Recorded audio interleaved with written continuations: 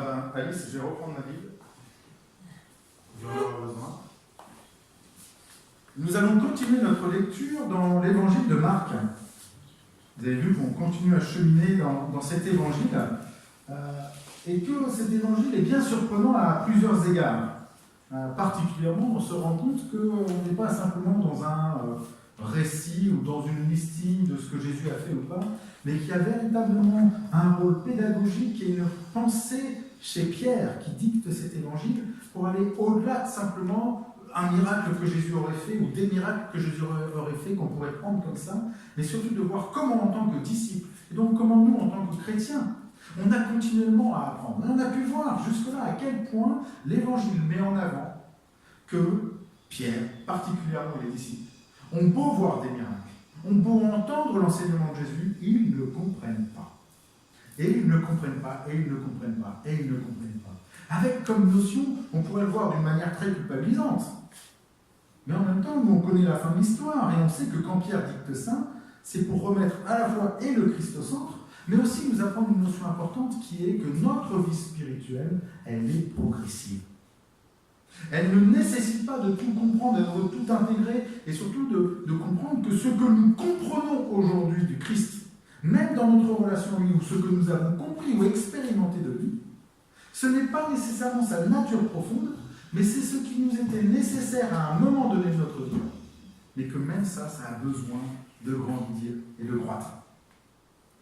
Et donc, il y a souvent plusieurs niveaux de lecture. Et là, on avance, et nous sommes donc dans Marc 9, et vous vous rappelez que la semaine, il y a 15 jours, nous avions vu à quel point la prière de cet homme lui permettait de se trouver sa propre identité et de se séparer de la souffrance et de l'injustice que son fils vivait en passant de ce nous au je, par cette prière extraordinaire de cet homme qui résonne en moi, qui est je crois et je ne crois pas. Vous vous rappelez de ça? Et que la prière profonde de la foi, c'est pas de dire je crois que tu vas guérir. La prière profonde de l'homme, c'est de dire je crois et en même temps je ne crois pas. Et que ça touche véritablement la réalité de nos vies si on réfléchit. Parce qu'à la fois on croit et des fois on ne croit pas, et des fois on n'arrive pas à croire. Et que ces deux réalités-là, elles se conjuguent. Et la prière de la foi, ce n'est pas de dire que Dieu va faire, c'est de reconnaître à la fois notre foi et aussi de reconnaître notre non-foi. Et c'est ça qui va être la parole libératrice, tant pour le Père que pour le Fils. Ce qu'on a vu il y a 15 jours. À la suite de ça, je vous laisse imaginer le tourment que ça va créer chez les disciples. Vous imaginez, Jésus-Christ vient prendre comme modèle la prière d'un homme qui dit « je crois et je ne crois pas ». Jésus-Christ vient dire à ses disciples « vous n'avez pas réussi à chasser ce démon, vous n'avez pas réussi à agir parce que vous n'êtes pas dans cette sincérité du cœur de vous dire tel que vous êtes, c'est-à-dire que vous croyez et vous ne croyez pas. » Alors c'est compliqué, ça se chamboule. Qui on est? Nous, Jésus-Christ, on le suit depuis des semaines, depuis des années peut-être. Dans l'évangile de Marc, tout est mis en peu de temps. L'évangile de Jean nous montre que c'est sur 3 ans. Mais qu'est-ce qu'on en fait de tout cela? Et en même temps, on a Jésus qui commence à nous annoncer sa mort et sa résurrection. Je vous imaginez le trouble. Il est en train de nous dire qu'on n'est pas capable parce qu'on n'est pas pleinement là. Il est en train de nous dire qu'il va mourir. Comment on se situe? Alors voilà ce qui arrive. Voilà ce qui se passe. Et ça se trouve au verset 33. C'est la suite de notre histoire. La suite de cette profession de foi de cet homme, je crois et je ne crois pas. La suite de Jésus-Christ qui dit qu'il doit mourir et qu'il doit ressusciter le 3e jour. Voilà que les disciples, Marc 9, verset 33 et suivant, disent « Ils arrivent à Capernaum. Lorsqu'ils furent à la maison, il se mit à leur demander « À propos de quoi résignez-vous en chemin ?» Mais eux gardaient le silence, car en chemin, ils allaient discuter pour savoir qui était le plus grand. Alors il s'assit, appela les 12 et leur dit « Si quelqu'un veut être le premier, qu'il soit le dernier de tous et le serviteur de tous. » Il prit un enfant, le plaça au milieu d'eux, et après l'avoir pris dans ses bras, il leur dit « Quiconque accueille en mon nom un enfant comme celui-ci m'accueille moi-même. Et quiconque m'accueille, ce n'est pas moi qui l'accueille, mais c'est celui qui m'a envoyé. » Ici s'arrête la lecture de l'Écriture. Vous avez compris que le tourment chez les disciples créerait en nous le même tourment. Mais alors, qui arrive à suivre, qui n'arrive pas à suivre? qui est le plus grand, qui a sa place, qui a le mieux compris, qui a eu la meilleure manifestation de l'esprit, qui a eu la meilleure compréhension de l'esprit, qui a la meilleure compréhension du Christ, qui a la meilleure interprétation, qui a la meilleure lecture biblique. Et moi, très facilement, je rentre dans ce domaine-là. Et très facilement, quand je suis avec l'école de pasteur, on se regarde, et puis on voit tout de suite, on se positionne. Je prêche mieux, je prêche moins, je suis mieux, et on se met en comparaison. J'ai plus de fruits, moins de fruits, j'ai plus de manifestations. Regardez ce qui se passe dans certaines églises. Waouh! On impose les mains, les gens sont guéris. Alors il y a plus d'onction. D'ailleurs, c'est ce qu'on entend dans beaucoup d'endroits. Plus de Christ, plus d'onction, plus de grâce. Et on met en avant des hommes, des femmes, qui reçoivent un don particulier et qui l'exercent, comme s'ils avaient plus de choses. Et on met, sans s'en rendre compte, une notion de plus grand. Alors, oui, Dieu exerce des dons. Oui, il y a des gens brillants, extrêmement brillants. Et on a des paroissiens, des hommes et des femmes de Dieu qui sont extraordinairement brillants et qui apportent un réel changement dans l'Église. Mais tout cela crée en nous un comparatif de rechercher, parce qu'on a besoin d'être reconnu. On a besoin que celui que l'on suit, celui que l'on aime, celui qui nous appelle, nous reconnaisse et nous dise qui l'on est. On a besoin de savoir, pas simplement qu'on est sauvé. On a besoin de savoir qu'on est un peu plus que sauvé. On a besoin de savoir aussi qu'on est singulier. On a besoin de savoir qu'on est sur la bonne voie. Regardez les enfants. Quand vous avez plusieurs enfants dans la maison, vous avez beau vous dire, parents, que vous aimez chacun de vos enfants de la manière entière pour chacun, mais que vous savez aussi en même temps que vous ne les aimez pas exactement de la même manière. Non pas que vous les aimez et vous en aimez un plus que l'autre, mais que vous aimez pleinement chacun dans le maximum de ce que vous pouvez donner de votre amour. Je prends bien sûr l'exemple d'une famille non dysfonctionnelle. Vous comprenez que si votre histoire est une histoire dysfonctionnelle avec vos parents, l'exemple, vous le comprenez encore mieux, parce que c'est ce que vous auriez dû avoir. Mais normalement, l'amour d'un parent pour ses enfants, c'est qu'il aime pleinement chacun de ses enfants, et qu'en même temps, ce n'est pas le même amour. Alors ça crée des conflits chez les frères et sœurs. D'accord?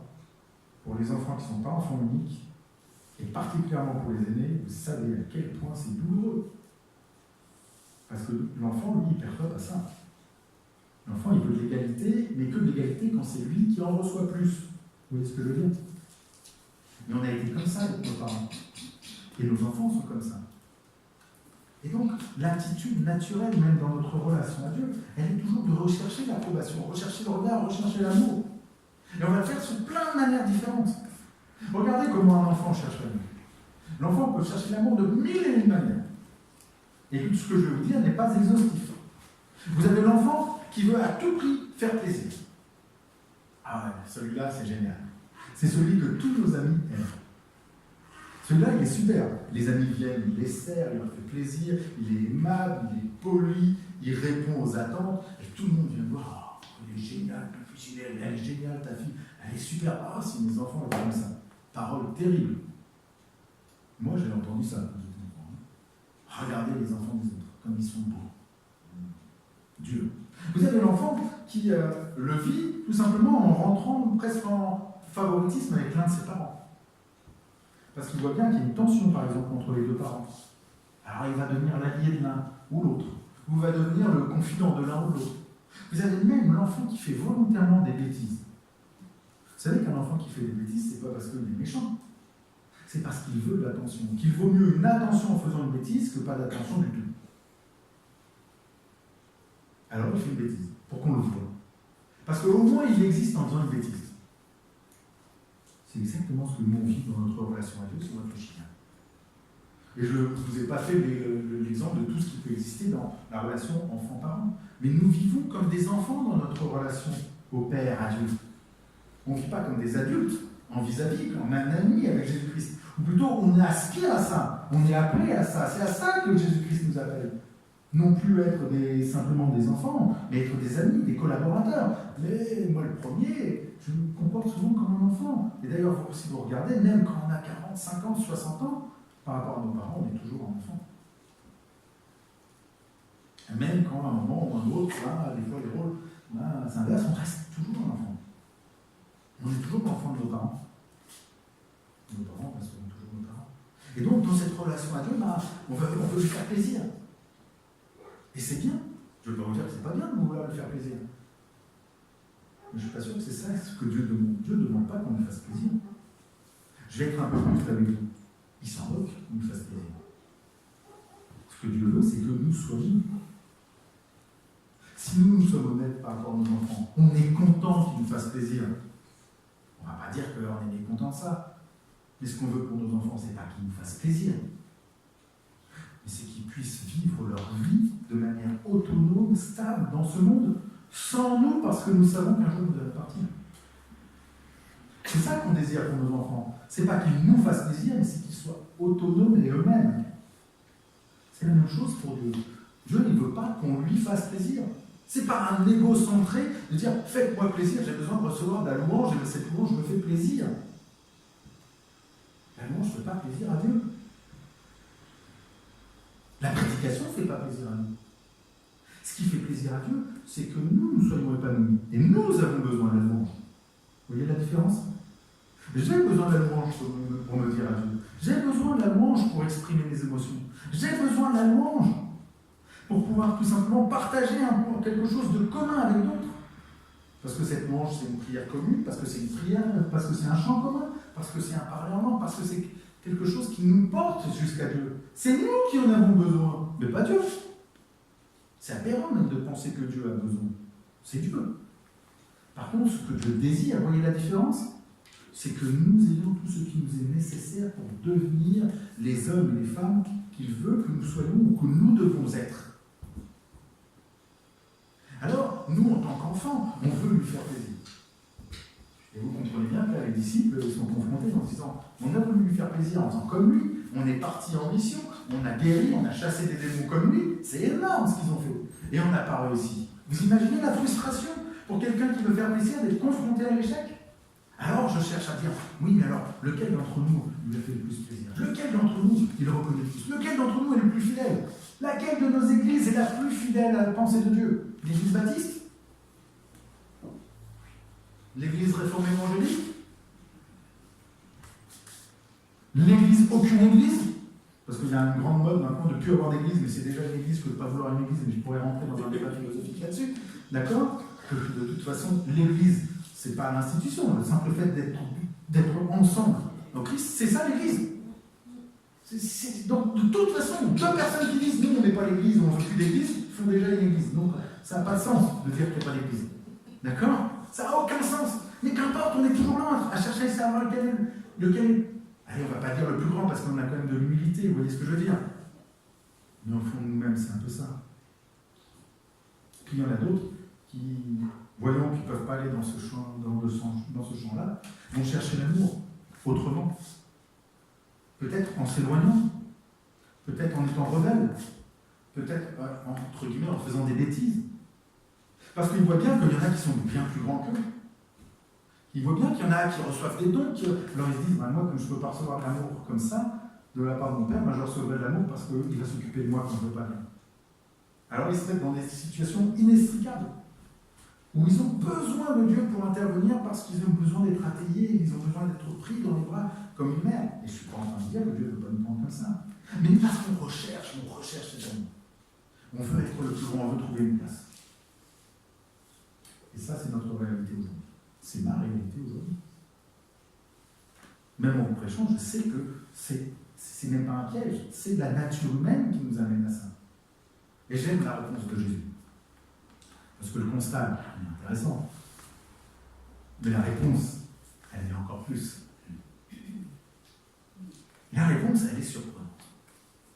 Souvent, on s'est arrêté, et je m'arrêterai peu dessus, parce que je pense que vous avez déjà entendu 1001 prédications sur le fait si tu veux être le plus grand, il faut que tu sois au service de tous, il faut que tu sois le plus petit. Et on voit tout de suite la vision doloriste. Et je me fouette, et je m'abaisse, et je me mets au service de tous. Alors vous avez des manières grandes de dire en disant, vous voyez, c'est une manière d'honorer l'ambition, de se mettre au service, et on entend ça beaucoup. Et je ne suis pas contre cette idée-là.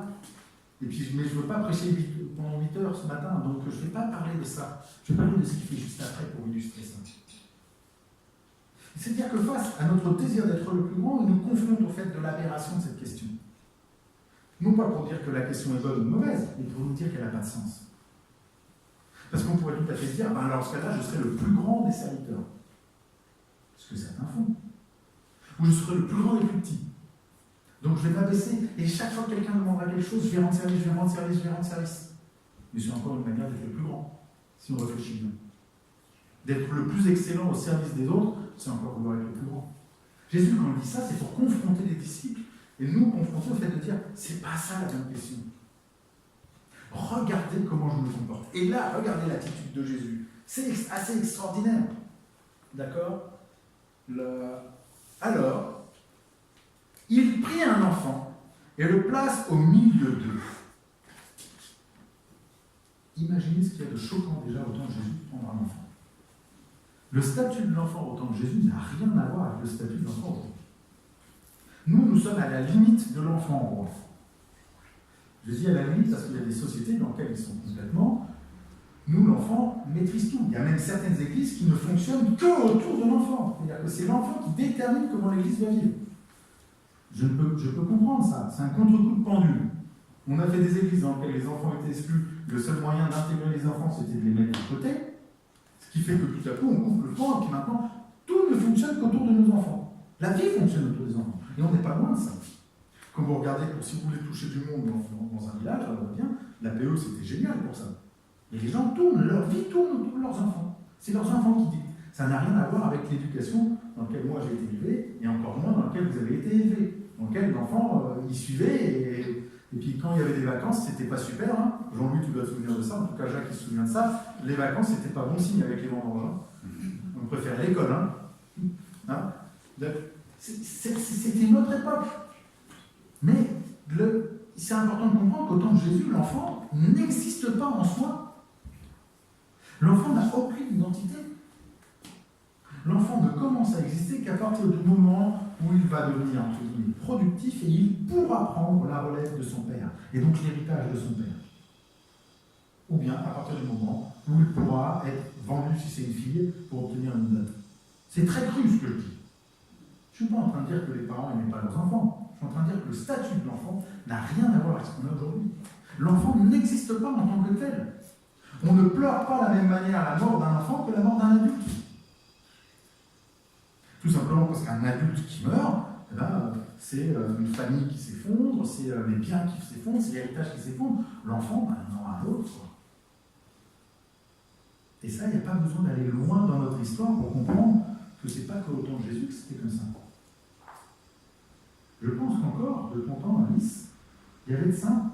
Non pas qu'on n'aimait pas nos enfants, mais la réalité de la souffrance de l'enfantement et la mortalité de l'enfant faisait qu'on ne pouvait pas s'attacher nécessairement aux enfants. On s'attachait à eux, bien sûr. Mais on s'attache à eux s'ils vivent et s'ils survivent. Je suis cru dans ce que je dis. Ça n'enlève en rien la souffrance qu'il peut y avoir, même dans ces époques-là, quand un enfant mourait. Mais au jour d'aujourd'hui, on n'a pas le droit de dire ça, on ne peut plus dire ça. Aujourd'hui, même une fausse couche, c'est souffrant. Et on a raison de souffrir d'une fausse couche. Un mort-né, c'est terrifiant. La mort subite d'un nourrisson, c'est traumatisant. Ça l'était certainement avant, mais c'était relativisé par une société, une culture de l'époque. Donc je n'enlève en rien la souffrance individuelle d'un parent à l'époque de Jésus par rapport à son enfant. Je rappelle juste que l'enfant n'existe pas en tant que tel. Il n'existera qu'à partir du moment où il pourra devenir un héritier, si vous préférez. Et ça, c'est marqué par à l'âge autour de 13 ans, etc. Ce qui fait que tout à coup, Jésus prend un enfant. C'est extrêmement fort. Parce que les disciples, vous avez compris, qu'ils se comportent comme des enfants dans leur attente. Mais ils sont exclusifs. Et tout à coup, Jésus va chercher celui qui n'existe pas. Celui que personne n'a vu. Et regardez bien ce qu'il fait avec cet enfant. Moi, dans mon image, quand je préparais la prédique, je me suis dit, il le prend, il le met sur ses genoux. En le prenant comme un exemple. Et vous avez noté ce qui est marqué? Il le mit au milieu d'eux. Et là, on a une clé de ce que Jésus fait face à nos demandes enfantines. Il prend l'autre, celui qui est exclu, celui qu'on n'a même pas considéré. et il le met au milieu de nous. Et il est en train de dire, voilà, c'est ça la relation. C'est ça le cœur de ce que j'attends. C'est ça le cœur de mon amour. C'est ça le cœur de ma reconnaissance. C'est pouvoir donner à qui que ce soit une identité parce qu'il est placé au milieu de vous. Et donc on n'est plus dans ce que je dois faire, mais dans le fait d'être accueilli et d'être mis au milieu de vous. Un enfant mis au milieu de nous. Je suis dans le combat de me dire qu'est-ce que je dois faire pour plaire à Dieu, et tout à coup Jésus met au milieu de nous quelqu'un que j'avais complètement oublié. C'est qui les oubliés d'aujourd'hui? Les femmes, les hommes, les migrants, les chefs d'entreprise sont pas mal oubliés aussi dans le milieu. Qui sont les oubliés? Les personnes avec un handicap. Alors eux, ils sont profondément oubliés. Vous savez que c'est plus de 10% de la population. Vous les voyez beaucoup dans les séries. Vous les voyez beaucoup dans les films. 10% de la population a un handicap. Surdité, problème de vue majeur. Je ne parle pas de petites lunettes. Handicap moteur. Vous vous rappelez de Lucas? On les voit où, ces oubliés? Ils sont où? Et puis la personne simple du village, ou la personne malade, ou la personne âgée. Pas simplement quand elle paye sa CSG, d'accord? C'est qui les oubliés? Moi, à la limite, ce que je pourrais vous nommer maintenant, ce n'est pas des oubliés à moi. Donc je vous invite à vous poser la question, quels sont les gens qui ont été oubliés? Quels sont les gens qui sont tellement transparents et insignifiants qu'ils sont comme un enfant au temps de Jésus? Et qu'est-ce que fait Jésus? Alors que nous, on se pose la question de qui il aime le plus, qui est le plus grand. Jésus, il le prend et le met au milieu de nous. Il le prend, donc d'abord, il donne une identité, mais il nous redonne à nous aussi une identité. Parce que très souvent, nous, on peut s'identifier à cet enfant. Mais là, j'aimerais que nous, on s'identifie aux disciples. Et il est en train de nous redonner une autre identité, qui n'est pas celle de faire une élite, qui n'est pas celle de faire un club des plus grands, mais de prendre conscience que notre identité, elle est celle des oubliés du monde. Et là, tout à coup, peut-être s'ouvrent dans vos yeux toutes ces petites pixels depuis le début, depuis la chute, la constitution du peuple d'Israël. Vous vous rappelez pourquoi Dieu choisit Israël? Parce que c'était le plus petit, le plus faible, un peuple d'esclaves. Qu'est-ce qu'on en fait? On est les plus forts. Oh! Tout l'Ancien Testament, c'est pour rappelle-toi d'où tu viens. Tu n'auras jamais d'esclave parce que tu as été esclave. Tu ne feras pas subir la mort parce qu'on t'a fait subir la mort. Et qu'est-ce que fait le peuple d'Israël dans tout l'Ancien Testament? C'est d'oublier, de faire exactement comme les disciples, de vouloir être plus grand pour Dieu. Et d'oublier que d'abord, ce que Dieu a fait, c'est de le prendre et de le mettre au milieu, de lui donner une identité, non pas parce qu'il est grand, parce qu'il fait, mais parce qu'il appartient. Et ça, c'est le sens profond de l'Église. Jésus est en train de parler de l'Église. L'Église, c'est pas le baptiste, encore une fois. Même si je suis très très fier de ce qu'on fait sur le baptiste. L'Église, c'est ce lieu dans lequel tous les oubliés, ensemble, ne sont plus des oubliés. Dans lequel chacun d'entre nous, nous ne sommes plus dans la course de savoir qui a la plus d'onction, le plus de bénédiction, et le plus fidèle, et le plus grand, à la meilleure compréhension biblique, à la meilleure ceci ou la meilleure cela, la plus grande des églises, ou je ne sais quoi, ou la meilleure théologie, ou la meilleure vision de je ne sais quoi. Mais le lieu dans lequel nous pouvons commencer, nous accueillons tous les oubliés. Parce que nous-mêmes, nous l'avons été, et nous ne le sommes plus. C'est ça qui est magnifique. C'est que nous ne le sommes plus, donc nous n'avons même pas besoin de dire « Ah, j'ai été oublié », nous ne le sommes plus. Le simple fait de mettre cet enfant au milieu fait que tout à coup cet enfant n'est plus oublié. Et ensuite, il finit par là, je finirai avec ce que Jésus finit quand même, parce que c'est pas le bout de l'histoire, d'accord? Il le prend, je me suis trompé, on est ici, Et après l'avoir placé au milieu d'eux, et là, il le prend. Et il le prend dans ses bras et il leur dit, quiconque accueille au monde un enfant comme celui-ci, m'accueille moi-même, et qui m'accueille, ce n'est pas moi qui l'accueille, mais celui qui m'envoie. Et vous voyez la dynamique, c'est qu'il a pris son enfant, il l'a mis au milieu, et ensuite il le prend dans ses bras. Encore un choc pour les disciples. Ils voulaient tous que Jésus les prenne dans les bras. Moi j'aimerais qu'ils viennent me prendre dans les bras. Moi je suis en train de faire cette prédique, puis j'aimerais bien qu'à la fin de la prédique, ce soit moi que Jésus vienne me prendre dans les bras. Mine de rien. Puis qu'ils me disent, Samuel, qui était un super prédicateur, ta prédication aujourd'hui c'était vraiment du top, etc. Mais pas du tout.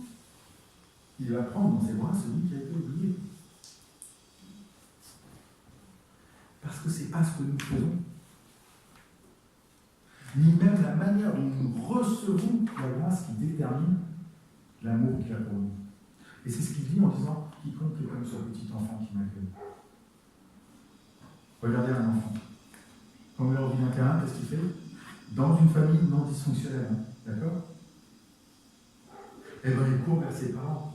Ça n'a aucune importance que mon enfant est en train de travailler, qu'on soit occupé à quelque chose, qu'on ait des impôts à régler, qu'on ait un cours à préparer, qu'on ait ceci ou cela à gérer. L'enfant, une envie d'amour, qu'est-ce qu'il fait?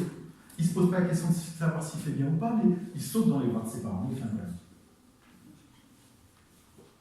Vous avez remarqué ça?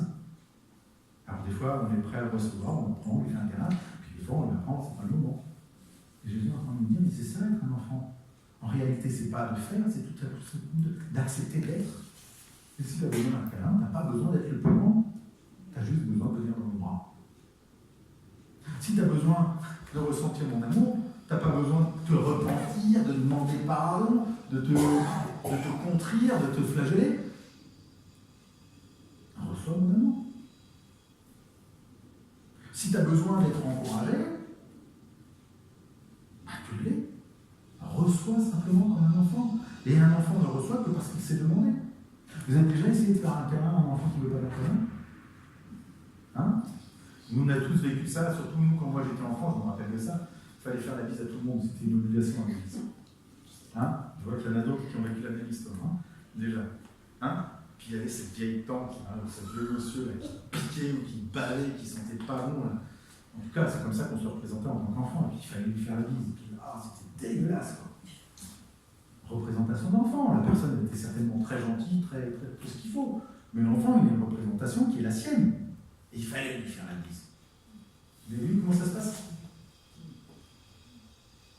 Et nous, on est en train de discuter, tu dois faire bonjour à tout le monde et tu fais la bise.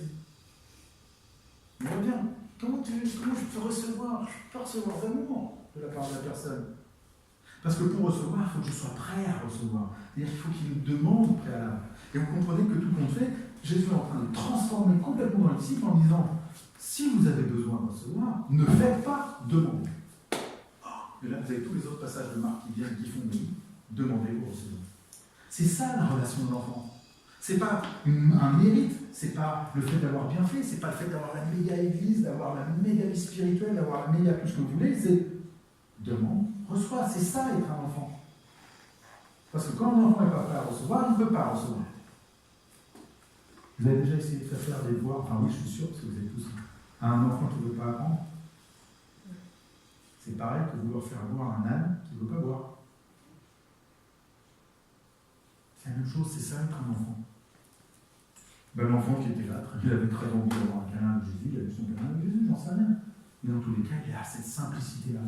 Il n'est plus dans ce qu'il doit faire, il est simplement, je demande, je reçois. Et c'est vraiment à ça que je veux vous encourager. Moi, je suis sûr qu'on a des demandes, chacun d'entre nous. Il va y avoir des demandes qui sont des demandes extrêmement complexes, extrêmement difficiles, parce qu'on vit des moments difficiles dans le.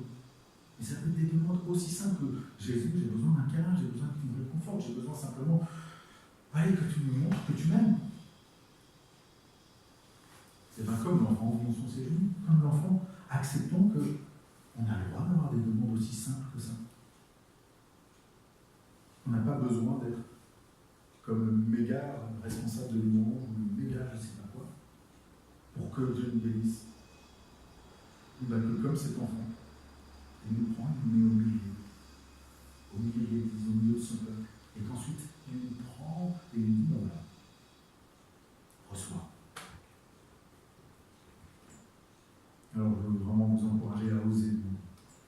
Puis on va prendre la scène maintenant. C'est vraiment dans cet esprit-là que je vous invite à le faire. Le moment de la scène, c'est un moment pour moi particulier. Parce qu'à la fois, c'est le moment où, même si nous ne sommes que quelques-uns ce matin, c'est quand même le moment qui fait que tout à coup, chacun d'entre nous, en prenant ce pain et ce vin, nous sommes mis au milieu d'un peuple bien plus grand.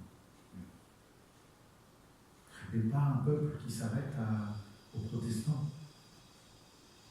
Un peuple qui inclut protestants, catholiques, orthodoxes, sans religion, mais qui croient en Christ ressuscité.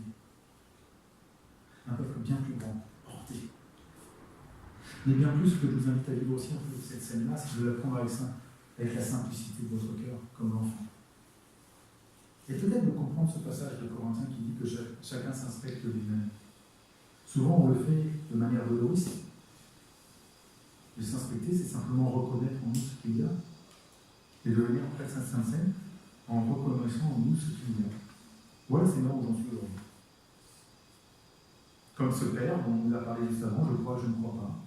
Comme le disciple, ouais, j'aimerais bien mieux faire, mais j'y arrive pas. Comme cet enfant, je suis super content d'être dans les bras. Ou bien, Seigneur, je suis vraiment perdu. Mais je suis perdu. Ou bien, Seigneur, je suis super content. Et là où vous en êtes, c'est ça, s'inspecter. S'inspecter, il n'y a pas de jugement dans une inspection, il y a un constat. Et c'est ce constat que nous allons apporter et qui va venir au milieu. Alors je vais vous inviter à faire un cercle.